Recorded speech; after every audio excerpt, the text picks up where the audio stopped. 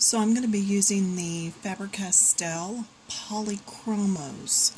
They are a wax-based colored pencil. They all but blend themselves. Really cool. I'm going to be using these three, and it's the ones I just had on that paper.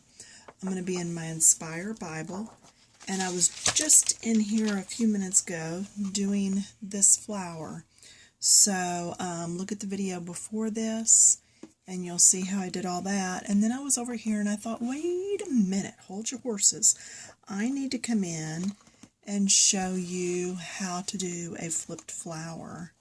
So see how this is flipped up, this side is flipped up, and this little piece is flipped up.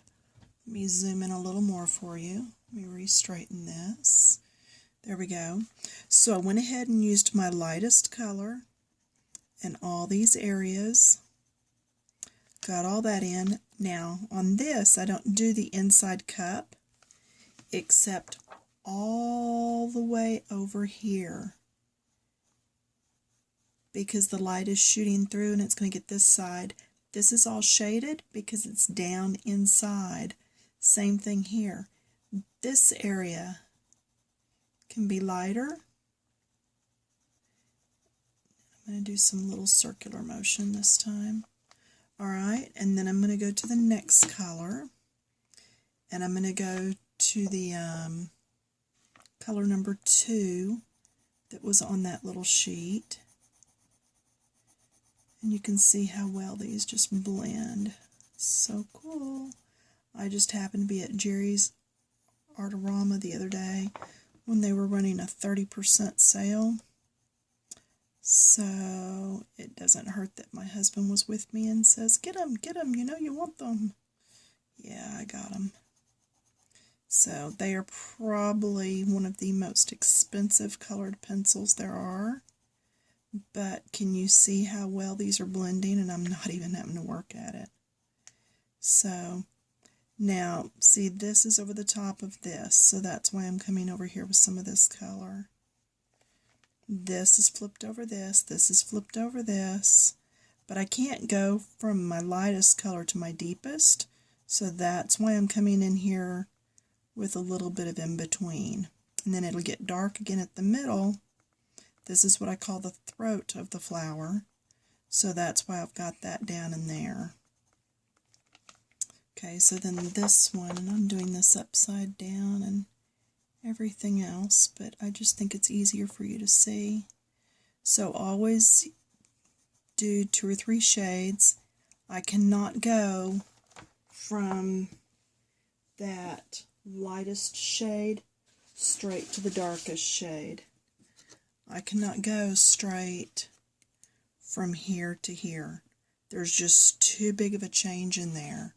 I've got to put that middle shade in. So that's what I've been working on.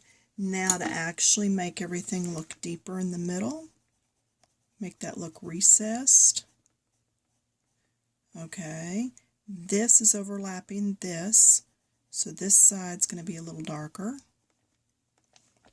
This is down in the throat, so I want to deepen it. And there comes a point when you get as much colored pencil on a page as you can. It's just so built up that you cannot get any more on there.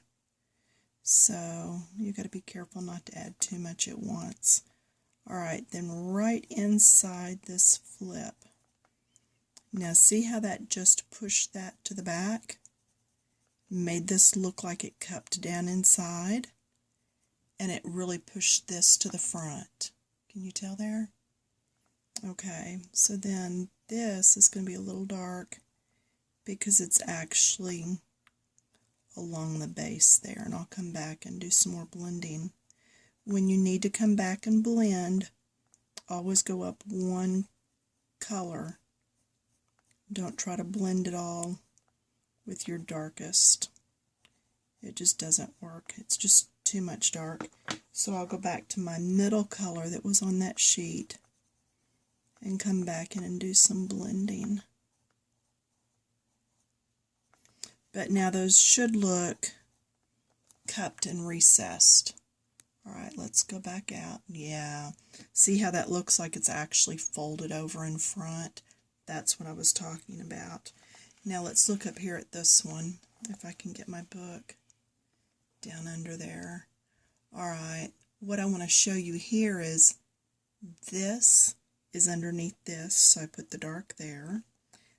This is all underneath whatever all that is, so I used only the second and third colors on this one. I didn't even use the lightest. So now I've come in here with my light, and I've already gone through to the middle with the dark, but now I want to come out here to these outer edges. So I'm going to add some of my number 2 color, the second one that was on the list. Okay, and these two are under these two, so that's why they're getting additional dark. Let's see if I can blow this up and still keep it in. Nope, it gets out of range, so it'll have to stay there. I'm sorry. So now here I'll take and bring some of this deep in. Very carefully, but I want it to look like it's recessed back behind there and in the shadows. The only way to do that is to get the color darker back in there. So, and I could even come in with blue or even a more purple than this and still get the effect I'm looking for. So if you don't have like even a 36 count set of colored pencils, let's say you've got a basic just 12, use your blue for shadows on red and use red for shadows on blue, because it's going to make purple.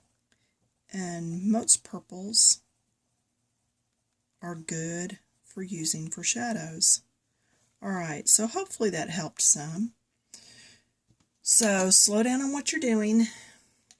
Make sure you're getting your flips and turns in. Make sure you're blending, because even with that, I was still able to get it well blended, and I think you can really tell now how that looks like it's cupped in. So anytime there's a flip, you do dark on the inside of the flip. See, I just added more there. Dark on the inside of the flip or the overlap, and then your lightest color on the outside.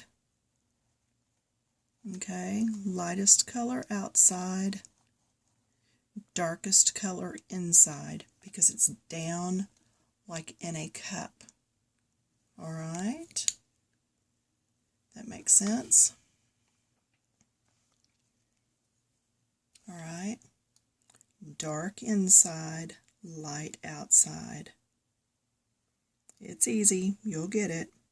Keep practicing. See you later. Bye.